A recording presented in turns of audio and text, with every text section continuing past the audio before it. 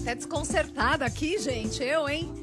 2h40. Bom, como a gente te contou no início desse Estúdio CBN, hoje a gente vai falar sobre literatura, vai falar sobre coração, vai falar sobre escrita, vai falar sobre amor, vai falar sobre a vida, o universo e tudo. A dor. A gente tem o prazer de receber a autora deste livro aqui, A Horta, Crônicas e Poemas. Escritora, atriz, poeta, Rani Gazaoui. Bem-vinda. Bom dia, gente. Boa tarde. Muito obrigada por me receberem. Que horas são aí? São 3h30 da manhã. Por favor, liguem a câmera. Vamos prestigiar a Rani, que fez essa maquiagem, que está aqui impecável com a gente, às 3h30 da matina, na Austrália, certo? Se não fosse maquiagem hoje de manhã, a gente não ia ter como. Como é o futuro, Rani, nessa madrugada de terça-feira? Que aqui Parou a gente ainda está na tarde de segunda, né? Então tô querendo saber como é o futuro. Tá tudo bem aí? Aqui no futuro parou de chover. Tá tudo bem, tá tudo bem. Tudo bem. Bom, a gente vai falar sobre A Horta, que é um livro que foi concebido em bastante tempo, né, Rani? Bastante tempo, do começo ao fim, sim. Quanto tempo? É uma antologia de poemas e crônicas, né, que percorre um espaço de 14 anos, de 2007 até 2021, que é quando eu finalizei o livro, né? Então, percorre esse tempo todo, que na verdade é o tempo que eu moro fora do Brasil também. 2 setênios, é tempo à beça. À beça. Como é que você foi escrevendo esses textos ao longo desse tempo? Você sentou a escrever, você foi produzindo? Eu sei que você produziu umas coisas para o seu perfil no Instagram, né? Uhum. Na verdade, eu sempre escrevi, sempre tive blog na internet. E quando eu decidi publicar, eu demorei muito tempo para publicar, né? Eu tenho 36 anos, esse é meu primeiro livro. E eu fiquei pensando o que eu queria que essa minha primeira obra impressa dissesse ao mundo, né? E nesse processo, eu resolvi catalogar tudo que eu já tinha escrito até então. E aí eu entrei numa grande pira, porque eu falei, tem bastante coisa aqui, né? E como por muitos anos eu escrevi só para a internet, e eu tinha essas pessoas que me seguiam há mais de 2 décadas, eu falei, eu acho que faz sentido eu contar essa história, começando ela mais ou menos que de um ponto inicial lá mais para frente, né? Então foi assim que começou comigo catalogando tudo que eu já tinha escrito até agora, e aí existiu um fio da meada, o fio da miçanga, como diria o Miyakoto, e aí eu fui traçando. Qual era esse fio da miçanga? O fio da miçanga era a história de uma menina que saiu do Brasil muito jovem, com 21 anos, e tudo que ela passou até ela chegar a ser essa mulher de 36 anos. Então, de um ponto de vista do amor, obviamente, mas também dessa pulsão, desse abismo que existe dentro da gente, e como a gente é sempre muito sugado até ele. E o que faz a gente não cair desse penhasco, o que faz a gente sempre estar à beira dele. E essa história de amor, de dor, de maturidade, de imaturidade e de todas as coisas, de abuso. Esse livro fala muito de relacionamentos abusivos e pesados e como a gente se encontra nessas situações. Então, esse é o fio da meada, eu diria. Rani, vamos lá. Por que A Horta? Pois eu sempre escrevi sobre relacionamentos e sobre amor e sobre mim, né? Eu sou uma autora de autoficção, então, como esses textos, em sua grande maioria, tratam sobre o amor, e muitas vezes o amor na forma mais brutal dele, na forma mais visceral dele, eu achei que fizesse sentido a gente trazer o amor para esse lugar mais orgânico mesmo, né?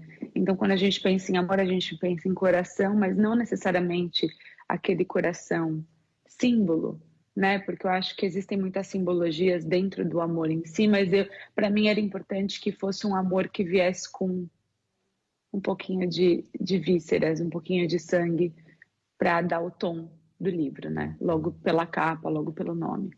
E aí você começa falando que conhece pouco de anatomia. Se chama Aorta o livro, mas você conhece pouco de anatomia. Fala isso. Eu peguei um trechinho aqui que é assim, ó. Entendo pouco de anatomia, sei da distância dos meus dedos, da densidade dos meus pelos, de quando em quando vêm os meus respiros em todos os meus apelos. Você não entende de anatomia, mas entende da sua anatomia? Faz sentido? Mas eu acho que você entendeu muito bem a minha premissa nesse primeiro poema de abertura. Porque eu acho que, sim, não sou uma especialista em anatomia, em biologia, não entendo Nem nada disso, sou precisa, né? totalmente, É, sou é. totalmente de humanas, mas eu acho que a gente entende muito mais da nossa anatomia do que a gente se dá crédito, né? Então é isso, eu acho que esse livro também é um livro de observação do eu enquanto ser amante, né? Então acho que vem daí. Você, a horta é dividido em 3 atos, né? Sangue meu, Uhum. sangue seu, sangue nosso. Como é que esses atos foram estruturados? Por que eles existem? Como é que eles foram pensados? Então, na hora que eu quis contar essa história do livro, eu acho difícil. Livro de poesia, né? Muitas vezes tem muita gente que não lê poesia porque não consegue enxergar uma constância naquele texto, uma coerência, uma linearidade. Para mim era importante. Eu acho que isso também puxa um pouquinho da minha veia atriz, até por isso que são atos e não capítulos, né? Mas quando eu fui montando esse livro, ele para mim, na minha cabeça, e talvez só na minha cabeça, mas na minha cabeça ele tinha um quê de filme, um quê de peça de teatro. Eu achava que ali tinha uma jornada da heroína naquele contexto. Então, o Sangue Meu são poemas que falam do eu, né? O Sangue Seu são poemas que falam do outro, e o Sangue Nosso talvez sejam os poemas do superego, porque como diria meu psicanalista, a gente, o desejo existe na gente, não no outro, né? Mas na verdade isso conta essa historinha dessa personagem, dessa pessoa que começa. E é engraçado, porque os poemas eles são de 2007 a 2021, mas eles não são cronológicos, eles não estão dispostos cronologicamente no livro, né? Mas, de certa forma, essa história conta uma história como se ela fosse uma história cronológica, uma prosa, apesar dela ser texto poético, né? Você falava... Então, por isso que... Termina, desculpa. Não, era isso que eu falei. Então, por isso que está disposto em 3 atos, porque eu acho que tem 3 grandes pontos marcantes aí nessa história que eu queria contar. Tá. Esses textos, você disse, foram escritos ao longo de 14 anos, de 2007 a 2021. Quando você os reuniu, você escreveu alguma coisa pro livro? Você mexeu em algo que você já tinha escrito? E assim, em 14 anos, sobretudo nessa fase da vida, a gente muda bastante, né? Como foi olhar para aquilo que uma jovem adulta havia escrito há 14 anos? Como é que você olhou para isso e se você mexeu de alguma maneira no que você encontrou escrito? Olhar para uma jovem de 21 anos foi perturbador. Eu acho que essa seria a minha palavra de ordem. Foi bonito também, mas foi bastante chocante, assim, de perceber o que 15 anos nessa fase da vida é capaz de fazer com a gente, né? E sim, eu escrevi muitas coisas. Todos os textos de 2021 tem bastante, textos de 2021 e 2020, todos foram escritos para o livro. Então, nesse processo de catálogo do meu próprio trabalho, foi muito engraçado, porque em muitos momentos parecia que eu estava lendo coisas de outra pessoa, né? Aqueles textos não me cabiam, não eram mais meus. E isso foi, na verdade, houve até um duelo interno, porque eu pensei, será que eu quero colocar esses textos no mundo com a minha idade agora? Muitos deles que a primeira vez que eu li, eu pensei que coisa boba e tudo mais, mas eu achava que era importante para mim e era importante para o meu leitor, que eu pudesse contar essa história, que eu pudesse entender da onde aquela pessoa veio, para onde ela está e para onde ela está indo. E para eu fazer isso, já que eu nunca tinha publicado nada até agora, eu senti que eu precisava abrir desse jeito, mas foi bem confrontante, porque eu tive que encarar muitas dores que eu tinha guardado em gavetas, eu tive que olhar para muitas coisas que ficaram direcionadas só para minha análise, e, enfim, na hora que a gente abre para o mundo, a gente está abrindo para todo mundo ter opiniões sobre isso, né? Oh. Então é mais difícil. E é corajoso isso, né? Você colocar tanto de você numa escrita e depois abrir isso literalmente para o mundo. Isso foi uma questão para você, muito embora você fizesse em alguma medida esse exercício com o blog, né? Eu acho que sim. Eu sou de uma época quando a internet não é o que ela é hoje. Quando eu digo que eu tenho leitores, da internet não é essa coisa frenética dos seguidores em multidões, em Instagram e Twitter e coisas que Era acontecem hoje em aquela dia. turma gostosinha da primeira metade, dos primeiros 10 anos do século XXI, que Sim. tinha blog, que se frequentava. É esse pessoal que lia Exato, o que você escrevia. Olha que coisa, gente. O pessoal lia. Impressionante, né? Não é? Mas é isso mesmo. Nossa, outra vida. Era muito diferente. Isso foi antes do boom das blogueiras de moda, quando a palavra blogueiro, quando isso virou uma profissão, eu perdi esse bonde. Como uma boa escritora falida, eu não soube transformar a minha profissão blogueira numa super profissão. Era mais essa coisa mesmo de escrever literatura e dividir com pessoas que se interessassem também por isso. Então, eu acho que é diferente. Aquele exercício era um, esse é outro.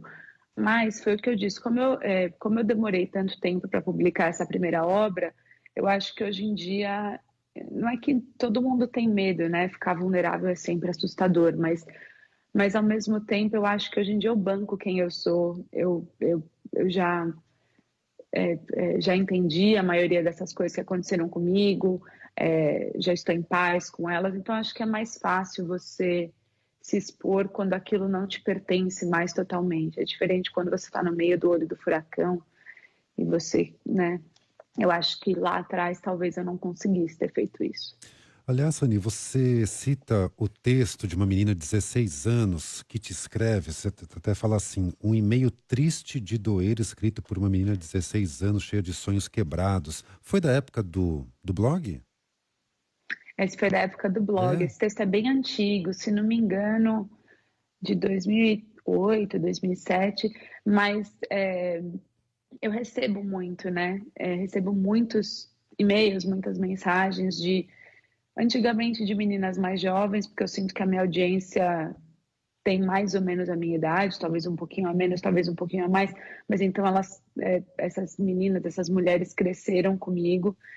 E eu recebo muitas mensagens, porque eu acho que quando a gente fala de sentimento e coisas do tipo, as pessoas têm a falsa impressão de que você sabe do que você está falando. Mas aí quer dizer também que eu estou fazendo meu trabalho direitinho, eu estou enganando bem, né? Mas eu recebo muitas mensagens e nesse caso, eu não me lembro exatamente assim o contexto, mas eu lembro que me marcou o suficiente para eu me sentir disposta a escrever essa crônica, né? Porque devia ter sido alguma coisa que aquela pessoa estava sofrendo muito e achou que por algum motivo eu tinha as respostas desse sofrimento, né? Legal. Eu tô aqui tentando achar um deles, que é uns da dor, é um dos doloridos, que me chamou muita atenção. Eu vou achar pra gente falar já já. Eu vou, então, antes de me ater a eles, falar um pouco sobre o seu jeito de escrever. Porque você, bom, o subtítulo do livro é Crônicas e Poemas. Então, quer dizer, são jeitos diferentes de escrever, são estilos diferentes.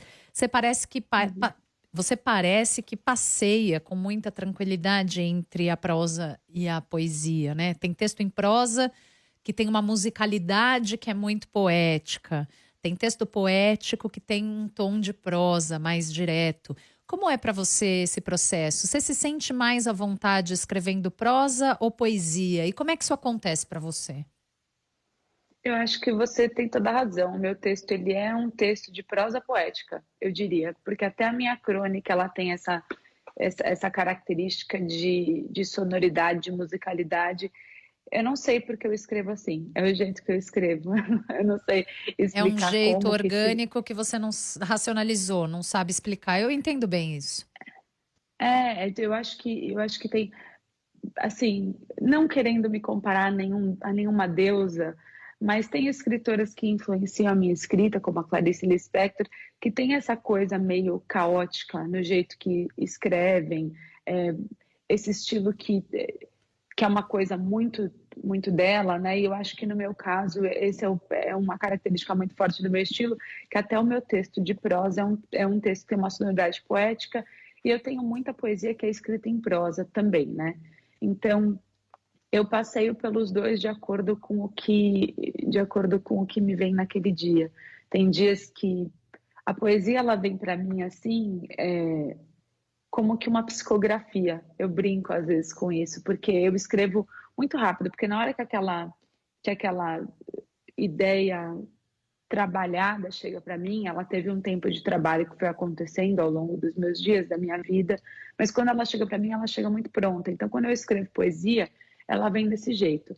A crônica é um pouco diferente. A crônica ela tem que ser instigada por alguma coisa que aconteceu no meu entorno mais imediatamente. Porque aí eu sinto que na crônica eu ainda estou trabalhando aquela ideia. Tá. Então ela precisa de mais extensão. O poema é uma outra coisa. O poema ele lida com um sentimento que já maturou dentro de mim por algum tempo. Um é trabalhado dentro, o outro é trabalhado fora. É isso? É isso. Eu acho que é isso, sim. O Eu poema, acho que quando tem essa sai característica. pronto, a crônica sai, depois você vai lapidando ela à medida que vai escrevendo, é isso? Eu acho que a crônica convida mais diálogo com o leitor, né? Porque a crônica também é uma observação cotidiana, né? O poema, ele é outra coisa para mim. Não estou falando aqui em termos técnicos e nada disso, mas para mim o poema ele é outra coisa. Ele serve essa outra função, que é uma função de expelir uma coisa que seu corpo já tratou, precisa se livrar. A crônica não, a crônica é uma coisa é um tratamento. Vamos dizer que um é um tratamento e outro é o que já foi. Muito bom. Uhum. E na orelha do livro, sua biografia diz que você escreve desde que conseguiu segurar corretamente a caneta. Como é que começa a sua relação com a escrita? Eu fui uma criança, eu sou uma pessoa extrovertida e introspectiva. Eu não sei, podem parecer coisas contrastantes, mas na verdade eu sempre fui uma pessoa que teve um mundo interior muito rico, uma imaginação muito rica. E às vezes, quando você é uma pessoa que vive muito para dentro, é difícil se doar inteiramente para fora. Então, eu acho que muitas pessoas com personalidades parecidas com a minha, você cria uma persona pública, onde você é muito extrovertido e você tem todas essas coisas, mas na verdade, o seu grande eu acontece muito mais para dentro do que para fora, né? Então, quando você é criança,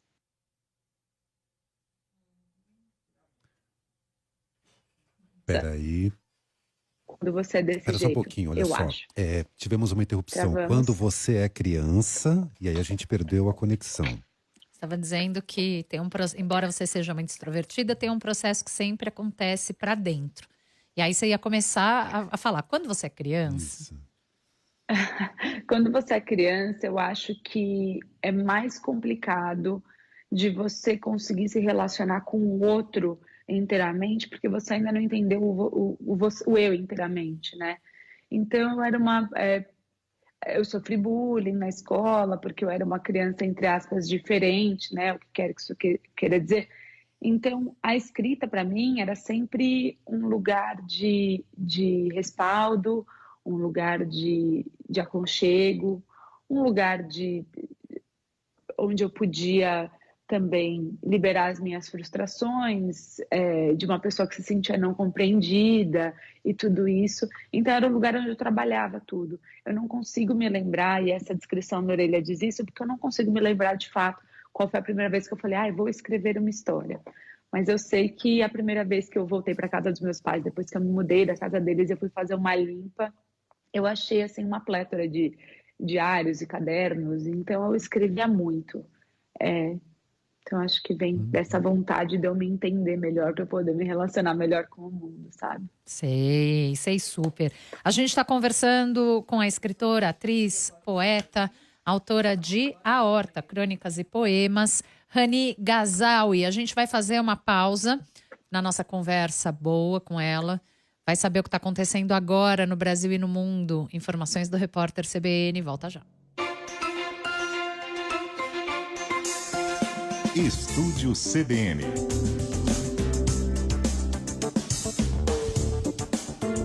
Apresentação: Tatiana Vasconcelos e Fernando Andrade. 3h03. Abrimos a segunda hora do Estúdio CBN desta segunda-feira. Hoje é 25 de abril de 2022. Nós estamos conversando com a escritora, atriz, poeta Rani Gazawi. Ela é autora desse livro aqui, A Horta, Crônicas e Poemas. E Rani, é bom que vocês estejam acompanhando essa entrevista até o fim mesmo, porque são 4h da manhã na Austrália, onde ela mora, e ela tá, o quê? Desperta, simpática e linda conversando com a gente. Então, vocês prestigiem essa entrevista até o fim. Você é muito gentil, Tati. Isso aqui é um monte de maquiagem, porque senão eu estaria parecendo uma pessoa que acordou assim, né? Cada um com seus truques, querida. Cada um com seus truques. Exatamente. O que você foi fazer na Austrália? Eu ainda quero voltar para alguns poemas do seu livro, mas me veio agora perguntar o que você foi fazer na Austrália aos 21 anos? Eu vim estudar e eu vim atrás de um amor, porque aos 21 anos isso me parecia muito pertinente, eu era uma tonta.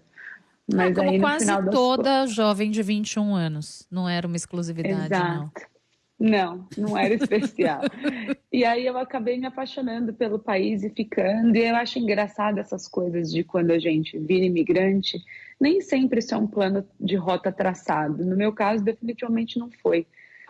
Eu nunca imaginei que eu não fosse morar no Brasil, que eu fosse fazer minha vida em outro lugar. As coisas foram acontecendo, e aí quando eu percebi, eu estava aqui há uma década, e quando eu percebi, eu estava aqui há mais de uma década, e aí cá estou, cá fiquei, a minha vida foi feita aqui, apesar de que eu nunca tirei o meu pé do Brasil, né? Eu escrevo em português, sempre mantive essa linha direta com as pessoas do meu país. Você é formada em comunicação social. Sim, aqui pela Casper Líbero.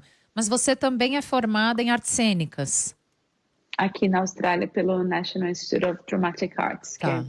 Você chegou a exercer alguma das duas profissões? As duas profissões? Eu sou uma atriz frustradíssima, tenho muito amor pela profissão e nenhuma experiência de verdade. Não... Meu sonho. Mas não, eu fui publicitária, eu sou publicitária. Desde que me formei na faculdade, trabalhei em agência de publicidade, trabalhei em TV, trabalhei em rádio, trabalhei em veículo, trabalhei com inovação, trabalho com isso há mais de 16 anos. Você ainda exerce essa função? Nos últimos 2 anos de pandemia, eu tirei um sabático para escrever esse livro, para me dedicar mais à minha literatura, mas eu ainda faço trabalhos de freelancer, eu sou redatora publicitária, né? Então eu ainda faço, porque infelizmente de literatura não se paga contas, nem no Brasil, nem na Austrália. Na Austrália também não. Traz essa notícia aí para os nossos ouvintes. Eu acho que a gente tem mais subsídio para arte aqui, sim, mas é diferente, né? E eu sou uma artista estrangeira e a minha arte é da minha língua mãe, em sua maior parte. Eu escrevo em inglês também, mas os meus leitores estão majoritariamente no Brasil. Então, é para aí que eu escrevo, na verdade. O amor dos 21 deu errado? Ah, que boa pergunta. O amor dos 21 foi uma cilada, Bino. Mas foi bom de viver? Ele foi torturoso. Eu não sei dizer se ele foi bom. Hoje em dia eu só enxergo os reveses daquele amor, mas ele foi um amor muito eu não sei se eu qualificaria ele como amor, talvez da minha parte, mas eu acho que eu estava equivocada. Da outra parte, ele foi muito maquiavélico e de uma pessoa mais velha do que eu, bastante mal intencionada e que usou esse meu entusiasmo pelo mundo. Como eu disse, eu era uma pessoa que viveu muito introspectivamente por muito tempo e aí, finalmente, quando eu me senti pronta para ser plenamente eu para fora, eu acho que essa pessoa observou isso por muitos anos, me conheceu muito nova e pegou algumas coisas. Mas eu acho que nada na vida, a gente aprende tudo com todas as experiências, né? E eu passei por muita coisa nesse amor que eu só fui entender depois. E até por isso que foi importante para eu contar a história dessa menina. Isso também é um serviço a ela, de dizer que, eu não sei, a gente se culpa muito por coisas que acontecem com a gente. Muitas vezes a culpa não é nossa, e nesse caso a culpa não era dela. Talvez da ingenuidade, mas além da ingenuidade, não. Na página 98 do livro tem um poema chamado Self-Service, que é assim: eu demorei anos, décadas para entender que homens arrancam da gente exatamente o que decidem merecer. Isso me pareceu muito doloroso. 2 páginas antes tem um outro texto, 96, chamado O Crush da Escola, que é uma situação dolorida de violência que você relata. Você quer falar sobre isso ou a gente pode passar para outro poema? Podemos falar sobre isso, se você quer. Eu acho que é importante, esse poema especificamente, ele foi um poema que eu debati, se ele entraria no livro ou não, porque ele relata uma história verídica minha. E é a primeira vez que eu falo isso publicamente, mas ele relata uma história verídica minha. E eu fiquei pensando, eu quero me expor a esse ponto, eu quero... Mas eu achei que era importante, porque eu acho que anda se falando muito sobre relacionamentos abusivos e sobre feminismo e sobre a situação em que as mulheres se encontram muitas vezes dentro dos seus relacionamentos afetivos. E eu acho que a gente muitas vezes não percebe os nossos próprios abusos, o que aconteceu com a gente, porque a gente normalizou tanto historicamente, né? Quando eu era adolescente, não se falava disso e a gente não qualificava como abuso coisas que eram obviamente abusivas, né? Então, eu acho que quando eu comecei a catalogar a minha obra, muitas coisas... E esse poema, eu acho que ele é de 2019, se não me engano. Então, ele é um poema recente, eu já era adulta. Mas eu acho que isso veio de reverberou dessas emoções que eu estava sentindo por ler as coisas que aquela menina escrevia e pensar, meu Deus, como que isso aconteceu com ela? Não era nem comigo, porque eu acho que foi o que eu falei, eu já enxergava aquilo de um outro ponto de vista. Então esse poema é duro. Eu participei, dei umas palestras em escolas aí no Brasil quando eu estava fazendo a divulgação do livro e tal, e tiveram escolas que me barraram justamente por esse poema. Mentira! E eu acho que isso é...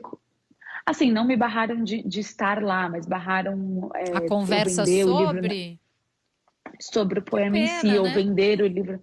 Pois é, porque eu acho que é importante que a gente converse disso justamente com as meninas que estão na escola, né?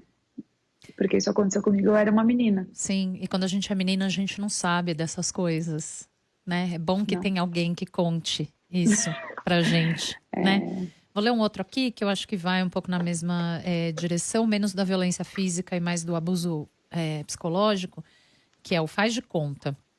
Na página 101, ela diz: eu sinto falta de quem eu era antes de você conseguir me fazer acreditar que eu não era nada além do que você dizia. Isso é um jeito tão bonito de dizer algo que acontece com uma frequência tão grande com mulheres, não?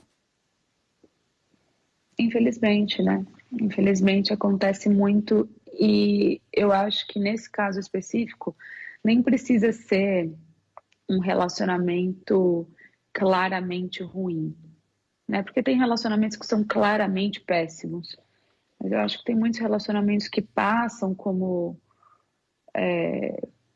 bons, como saudáveis,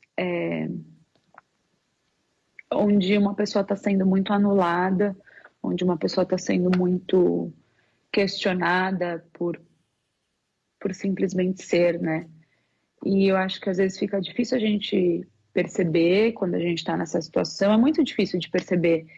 E além de ser difícil de perceber, quando você percebe, é muito horrível você perceber que você está naquela situação, é muito conflitante você decidir o que você vai fazer, porque para você fazer alguma coisa, você tem que primeiramente admitir que você se despiu da sua humanidade por outra pessoa, que você se despiu do seu livre-arbítrio e de todas essas coisas, então é complicado. E eu acho que muitas mulheres passam por isso, provavelmente muitos homens também, né? Mas eu só posso falar do meu ponto de vivência.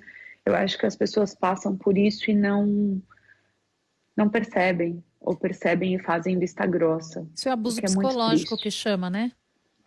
Quando o outro Eu faz acho que você acreditar que você é o que o outro diz que você é. E você não consegue mais se reconhecer de outro jeito que não seja pelo olhar do outro. E não, Exato. raramente, esse olhar é um olhar que te diminui, né? Exatamente, um olhar que te diminui, que te restringe, né? Porque eu acho que começa... Quando perguntam para mim assim, ou quando a gente fala de uma história de alguém que está num relacionamento abusivo, e a pessoa fala, mas por que essa pessoa não sai? Não é tão simples assim. É um trabalho de formiguinha mesmo que o abusador faz com o abusado. Não começa sendo plenamente insuportável, porque se começasse sendo plenamente insuportável, ninguém começaria, né? Então, é um trabalho de construção, de degradação do outro. Para mim demorou anos, foi muito devagar. E eu era muito jovem, então, apesar de eu achar que eu era muito, muito certa de quem eu era, não era. Eu estava completamente ainda me aprendendo, como nós todos ainda estamos hoje. Eu Pra ainda estou me sempre. aprendendo hoje e para sempre, exatamente. Mas naquela época eu era mais vulnerável do que eu sou hoje, tinha vivido menos coisas e tal. Então, eu acho que é um trabalho que acontece de pouquinho em pouquinho, daquela pessoa... E também conhecendo o outro de uma maneira íntima, porque tem isso, na hora que você está num relacionamento, você está, eu falo brincando, você está pelado na chuva, né? Você está completamente vulnerável para aquela pessoa, aberto, e não tem ambiente mais propício para uma pessoa conseguir usar a sua treva contra você e até as suas coisas boas contra você. Isso é tão cruel, né? Ani, Demais. queria voltar numa questão ainda sobre a sua produção, a forma como você trabalha a escrita. Para isso, eu vou citar aqui Caneta Cansada.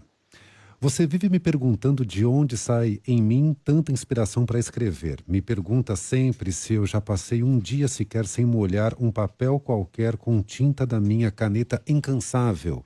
Você me pergunta se ela cansa. Acontece. Às vezes cansa, às vezes a caneta cansa.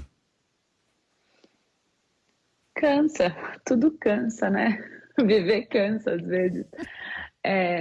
Às vezes a caneta cansa, mas ela é mais forte do que eu, porque se eu tô exausta, se eu, Rani, estou exausta, eu preciso entender de onde vem essa exaustão. E o meu jeito de entender as coisas é escrevendo sobre elas. Então eu acho que é uma faca de dois gumes, porque é tanto um dom quanto uma sina, né? Você ter que falar sobre tudo. Às vezes é um saco a gente ter que falar sobre tudo, a gente ter que pensar sobre tudo, mas eu não sei se é de outro jeito. Então é o jeito que eu assimilo. Nossa, fui respirar. Até engasguei. Tem dois outros poemas aqui também me chamaram bastante atenção. Eu acho que mais de um faz referência ao processo de envelhecimento, que a gente sabe que, por mais que a gente tente se livrar, é uma questão, né? Sobretudo para mulheres, para homens também, mas para mulheres ainda mais cruel. E tem um poema que fala sobre maternidade. Eu queria te ouvir sobre esses dois assuntos, como é que você tem lidado, porque você faz uma crítica a gente acreditou que nessa coisa do envelhecimento, né? A gente acreditou nisso. No que você tem acreditado e desacreditado nesse processo de envelhecimento, pelo qual todos nós passamos todos os dias, mas acho legal te perguntar isso, porque afinal de contas você começou a escrever muito jovem, há 15 anos. Como é isso para você? Essa é uma grande pauta na minha vida no momento. Acho que talvez pela idade que eu estou e eu não sei, eu tenho muitas críticas ao jeito que a indústria da beleza funciona.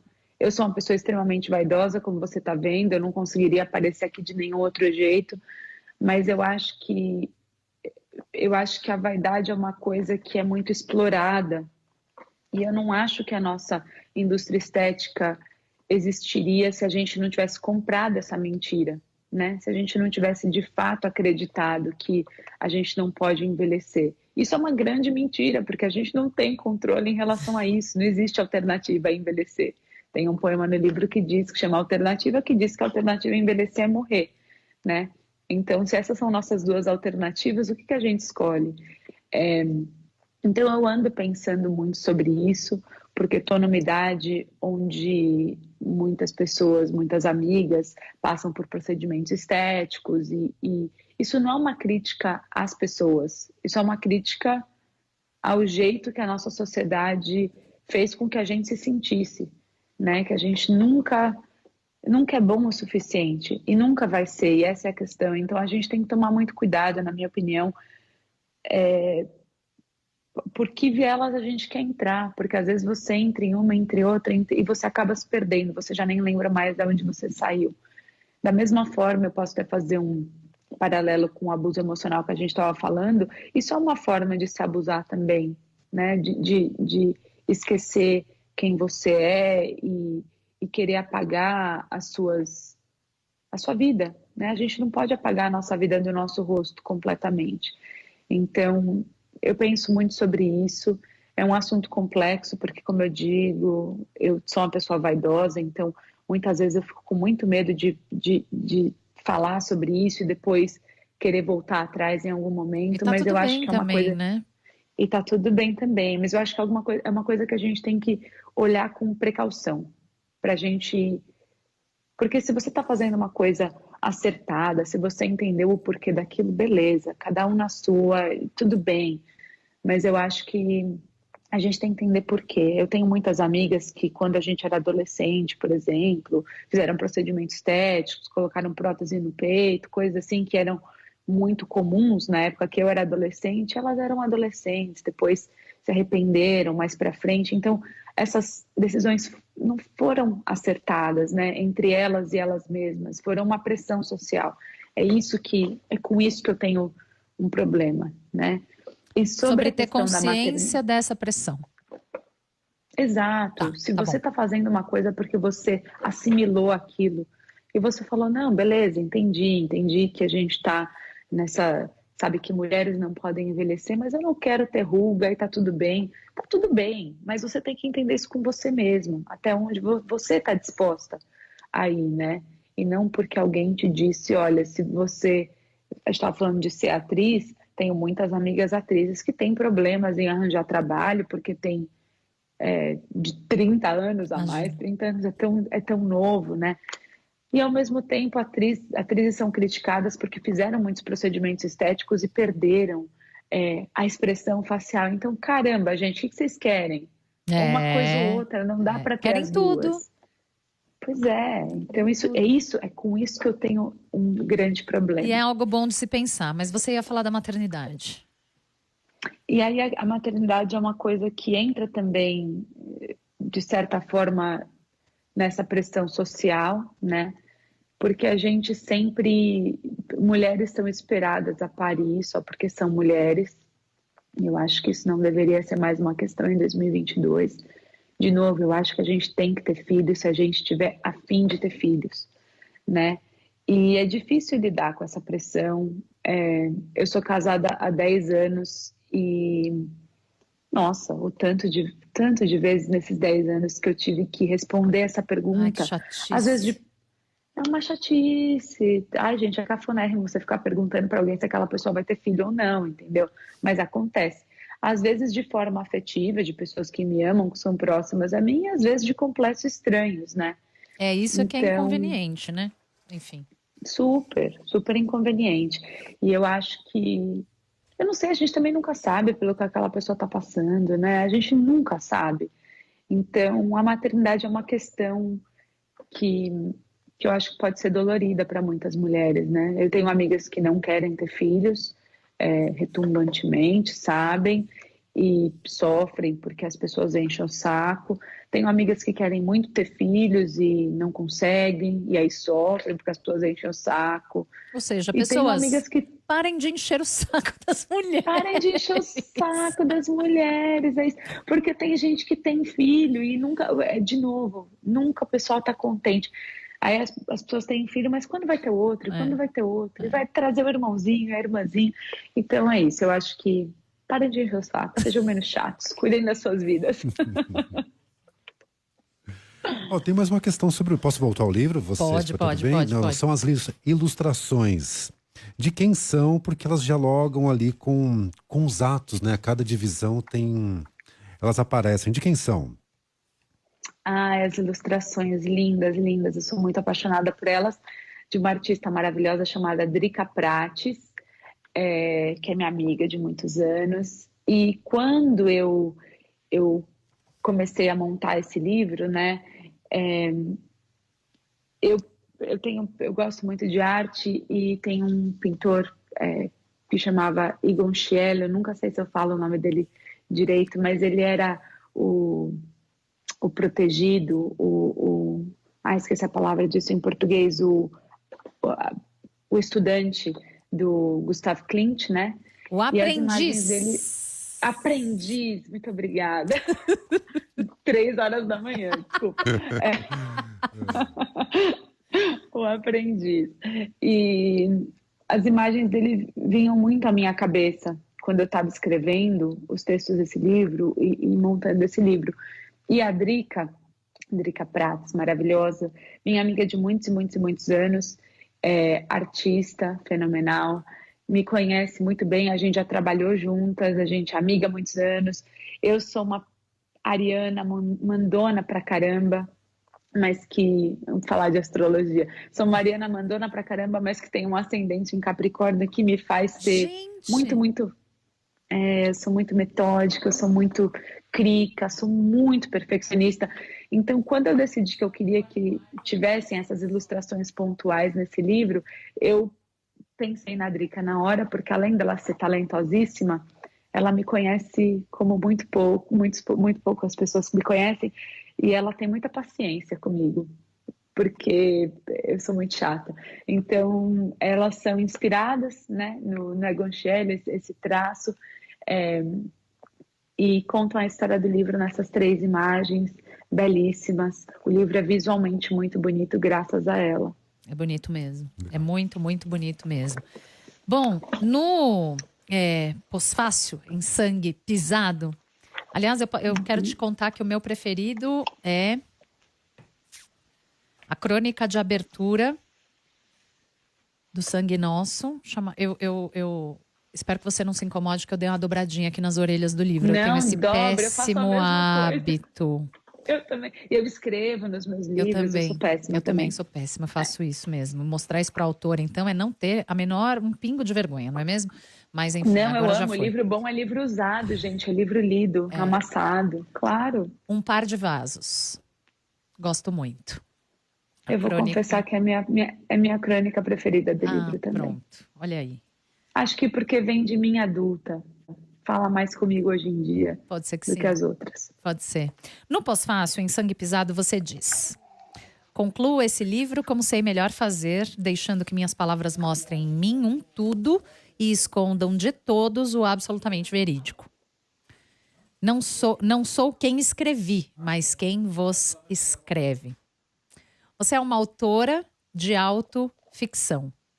Você está querendo dizer o quê com esse pós-fácil? Que esses textos não são autobiográficos? Qual é a matéria-prima da sua escrita? Quem está escrevendo é você, a gente sabe. Mas sobre quem? Eu acho que eu sempre achei importante deixar essa pulga atrás da orelha do leitor, porque isso não é uma autobiografia, né? Isso é um livro de poesia. Poesia é ficção a partir de coisas que talvez aconteceram ou não, né? Mas eu acho difícil me desconectar completamente do meu texto, até das coisas que eu escrevo que não são de fato verídicas, porque aquilo passa pelo meu olhar, pela minha vivência e tudo mais, né? Então, eu acho que o motivo desse pós-fácil é justamente isso, porque eu recebo muito essa pergunta de tipo, os textos são verídicos, os textos são biográficos. Às vezes eles são, às vezes eles não são, às vezes eles são um Frankenstein também, de vários episódios não conectados. Então eu acho que é importante também saber, e eu tenho plena consciência de que quando um texto vai para o mundo, quando ele sai de mim, ele não é mais meu, né? Ele é de quem está lendo. E aí também, se eu encarasse dizer, e seria, na verdade, uma mentira, mas se eu encarasse dizer, não, isso aqui é completamente biográfico, isso tira do leitor o que pertence a ele, sabe? Então, acho que é importante ter esse distanciamento. Então, foi por isso que eu escrevi isso. E acho que a autoficção é um pouco isso, né? Baseado em você ou nas suas vivências, nas suas observações, afinal de contas, a autora do livro é você, mas com potencial de identificação para quem está lendo, né? Porque é sobre você, mas pode ser sobre mim também, quando leio. Exato. Eu acho que essa é a grande sacada, a grande coisa legal da autoficção é isso. Em eu me expor, eu te exponho. Você se sente exposto lendo aquilo, e é onde a gente tem um encontro. Onde a gente se encontra, exatamente. Isso que é bonito, né? Porque quando a gente dá medo ser vulnerável, mas quando a gente é vulnerável é muito gostoso, traz muitas coisas pra gente que se a gente não tivesse se colocado naquela situação, a gente também não viveria, né? Sim, totalmente. Muito bom, excelente. Rani Gazawi, escritora, atriz, poeta, autora de A Horta, Crônicas e Poemas, uma publicação da editora Lira das Artes, com ilustração da Drica Prates. Lembrei direitinho do nome da ilustradora? Isso mesmo, Drica Prates. Quero te agradecer demais a conversa. Obrigada por ter acordado no meio da madrugada para nos atender e para ter essa conversa. Obrigada por terem me recebido. Tão gostosa. Muito bom te conhecer, viu, Rani? Parabéns pelo livro e volte sempre aqui ao Estúdio CBN. Obrigada, gente. Bom resto de tarde para vocês. Estou muito feliz mesmo pelo convite. Obrigado. Um beijo grande. Beijo. Rede